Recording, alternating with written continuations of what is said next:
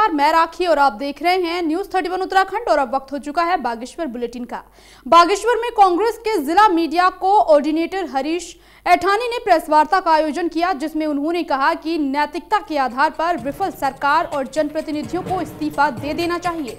वहीं उन्होंने कहा कि आपदा पिंडारी, जातोली, सुंदरढूंगा ग्लेशियर में आई थी, लेकिन प्रशासन कपकोट हेलीपैड पर बेस कैंप बनाकर अपनी वाहवाही कर रहा है। वहीं प्रशासन अभी भी राहत बचाव के नाम पर पिकनिक मना रही है। ऐसे में मायूस होकर ग्रामीण खुद ही अपनों को ढूंढने निकल पड़े हैं। वहीं दूसरी तरफ हरीश ऐठानी की प्रेस वार्ता की खबर से स्थानीय प्रशासन के हाथ पांव फूलने लगे हैं। वहीं इस बात पर मोहर तब लगी जब व्हाट्सएप ग्रुप में ये खबर चलने लगी और सूचना अधिकारी के ग्रुप एडमिन को इस आरोप पर सत्यता की जानकारी मांगी जाने लगी। इस आपदा की घड़ी में जिला प्रशासन से लेकर कोई भी प्रशासन मुझे लगता नहीं है कि आपदा के प्रति गंभीर है। मैं इसको सरकार का प्रशासनिक फेलियर कहूंगा, जो प्रशासनिक फेलियर और लैक ऑफ इंटेलिजेंस।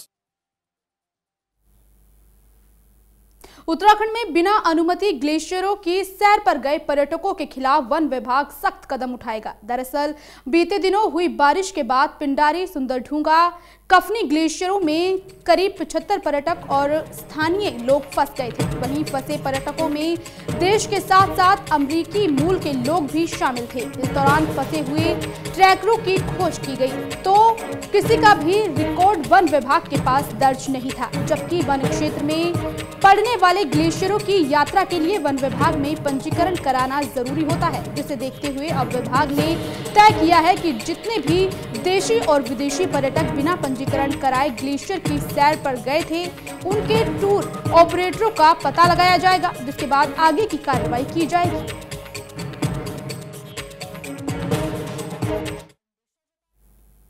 बागेश्वर में आज शिव मूर्ति सरयू तट के पास युवा कांग्रेस की ओर से शहीद किसानों की अस्थियों को विसर्जित किया गया। इस दौरान युवा कांग्रेस ने किसानों के बलिदान को याद करते हुए केंद्र सरकार के खिलाफ केस दर्ज करने की मांग की है। साथ ही उन्होंने कहा कि बीजेपी कार्यकर्ताओं ने बड़ी क्रूरता से किसानों के ऊपर गाड़ी चला दी, जो कि सरासर गलत है। ऐसे में उनकी आत्मा की शांति के लिए आज उनकी अस्थियों को सरयू घाट में विसर्जित किया गया है।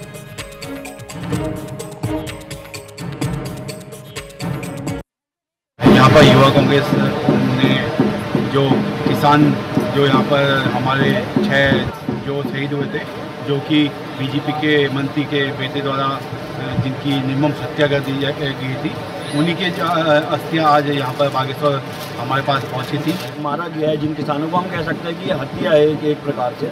उनके खिलाफ हम सब लोग यहाँ पर संवेदनशील हैं और हम उनकी आत्मा की शांति के लिए यहाँ पर 2 कलश हमने यहाँ पर विसर्जित करने का काम किया। दूसरा, हम कहीं ना कहीं सवाल पूछना चाहते हैं केंद्र सरकार से, उस केंद्र सरकार से जो लोग बिल्कुल निस्वार्थ भाव से राजनीति करने की बात करते हैं।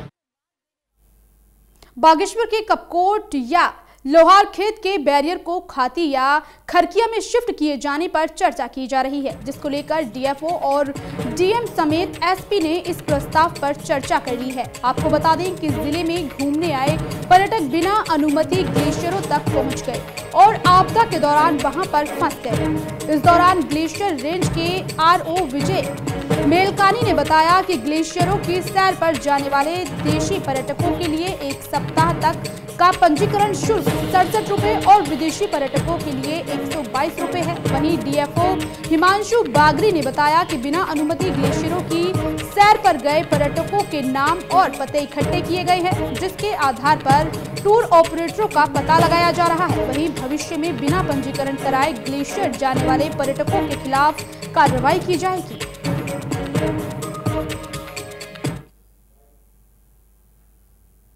प्रधानमंत्री नरेंद्र मोदी ने मन की बात के तहत बागेश्वर की एएनएम पूनम नोटियाल से बात की। इस दौरान पीएम ने पूनम से बात करते हुए उनसे क्षेत्र में किए गए कोविड वैक्सीनेशन की जानकारी ली। वहीं पूनम ने कहा कि बारिश के कारण अक्सर रोड ब्लॉक हो जाती है, ऐसे में उनकी ओर से घर घर जाकर वैक्सीनेशन किया गया। वहीं पीएम मोदी ने पूनम की तारीफ करते हुए कहा कि पहाड़ी क्षेत्रों में वैक्सीनेशन करना काफी मेहनत का काम है, क्योंकि वैक्सीनेशन का सारा सामान खुद ही उठाकर ले जाना होता है। साथ ही पीएम की ओर से डाटा एंट्री में कनेक्टिविटी को लेकर पूछे गए सवाल के जवाब में पूनम ने कहा कि कहीं कहीं नेटवर्क मिल जाते थे, लेकिन डाटा एंट्री का काम अक्सर बागेश्वर आकर ही किया जाता था। वहीं पीएम मोदी ने पूरी बातचीत के बाद पूनम नौटियाल और उनकी टीम की सराहना की और कहा कि कठिन परिस्थितियों में भी उन्होंने 100% वैक्सीनेशन के लिए जो लक्ष्य रखा गया था उसको पूरा किया है।